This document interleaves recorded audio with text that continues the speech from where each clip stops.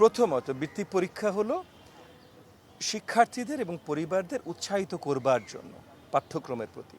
তো এই উৎসাহিত করবার কোনো প্রসেস আমরা বাদ দিতে চাই না, মাইনাস করতে চাই না। তার জন্য অন্তর্বর্তীকালীন সরকারের আমলে যে পরীক্ষাটা দেওয়ার কথা ছিল তারা কোনো কারণে দিতে পারেননি, সেটা আমরা চালু রেখেছি, আমরা পরীক্ষা দিয়েছি। আর হ্যাঁ, আমি অনেক পেরেন্টসদের কাছে, শিক্ষার্থীদের একটা শিক্ষার্থীর আমি জিজ্ঞেস করে এই কথাটা শুনিনি, তবে গার্ডিয়ানদের কাছে অনেকের কাছে এই কথাটা শুনেছি যে ক্লাস 6 এসে তারা 5-এর পরীক্ষা দিচ্ছে। দেখেন, নলেজ এমন একটা জিনিস, ইউ বিল্ড অন ইট, এটার উপরে আপনি তৈরি করেন। আপনি ক্লাস 6-এ যে 5-এর অঙ্ক যদি ভুলে যান তাহলে আপনি আসলে নিজেও ক্লাস 6-এর অঙ্ক পারবেন না। সো এটা বড় দাগে কোনো প্রবলেম বলে আমার কাছে প্রতীয়মান না। এটা হলো এক। আর দুই হলো, প্রত্যেকটা শিক্ষার্থী পরীক্ষা দিচ্ছে, এটা তো এই শিক্ষার্থীদের ভিতরে কম্পিটিশন।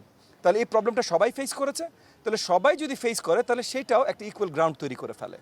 সো এগেন মেইন পয়েন্টটা বৃত্তির পরীক্ষার হলো উৎসাহিত করা। আমরা যত বেশি দিব এবং আগামী দিনগুলোতে আমরা এই যে যত সংখ্যক শিক্ষার্থী এই বৃত্তি পরীক্ষার ভিতরে আমরা আনতে পারি, এটা বাড়াতে চেষ্টা করব। বৃত্তির যে অ্যামাউন্ট আমরা দিচ্ছি, যে ফাইন্যান্সিয়াল স্টাইপেন্ডটা বা ইনসেন্টিভটা আমরা দিচ্ছি, এই ফাইন্যান্সিয়াল ইনসেন্টিভের সাইজ আমরা বাড়াবো।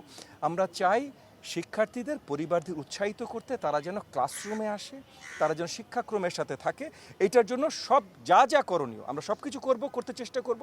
এটার জন্য আমরা গার্ডিয়ানদের সাথেও কথা বলবো। আপনারা যারা গণমাধ্যমে আমার ভাই বোনরা আছেন, যারা স্পেশালি শিক্ষা কভার করেন, তাদের কাছ থেকে আমরা জানতে চাই যে আপনারা বিভিন্ন জায়গা থেকে কী জানলেন, কীভাবে আমরা শিক্ষার্থীদের এবং পরিবারবর্গকে উৎসাহিত করতে পারি আমাদের শিক্ষার্থীদের ক্লাসরুমে রাখার নিয়ে আসা। এই পরীক্ষাটা অন্তর্বর্তীকালীন সরকারের আমলে করার কথা ছিল, তাদের নীতিমালায় এই পরীক্ষাটা হচ্ছে, কিন্তু তখন হয়নি বলে আমরা বাতিল করতে চাইনি, আমরা আবার এটা চালু করেছি।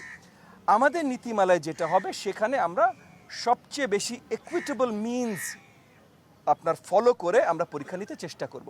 সেই জায়গাটা আপনারা মনে রাখবেন যে এই যে আপনি বললেন কোটার কথা 80-20, কিন্তু 80-20 করার পরও প্রাইভেট শিক্ষার্থী কত আর পাবলিক শিক্ষার্থী কত, সেই হিসেবে যদি আমরা আসি, আমরা 8 থেকে 9 জন পাবলিক শিক্ষার্থীদের একজনকে বৃত্তি পরীক্ষার সুযোগ দিচ্ছি, আর 5 জন রেশিওটা, আর 5 জন প্রাইভেট পরীক্ষার্থীর মধ্যে একজনকে আমরা বৃত্তি পরীক্ষার সুযোগ দিচ্ছি। সো পাবলিকে 9-1, প্রাইভেটে 5-1। তাহলে আসলে কারা, এটা কি ইকুইটেবল সিস্টেম হচ্ছে? 20 দিয়ে তো আমি আসলে হয়তো তাদেরকে আরও বেশি দিচ্ছি। এনিওয়ে, এইটা আর্গুমেন্টে আমি আসতে চাই না। আগামী পরীক্ষা যখন হবে, তার আগে সকল স্টেক হোল্ডারদের সাথে আলোচনার মাধ্যমে একটা ইকুইটেবল মিনস, দেখেন সবাই নিজের জন্য বেশি চায়, এটা কিন্তু ইকুইটেবল না।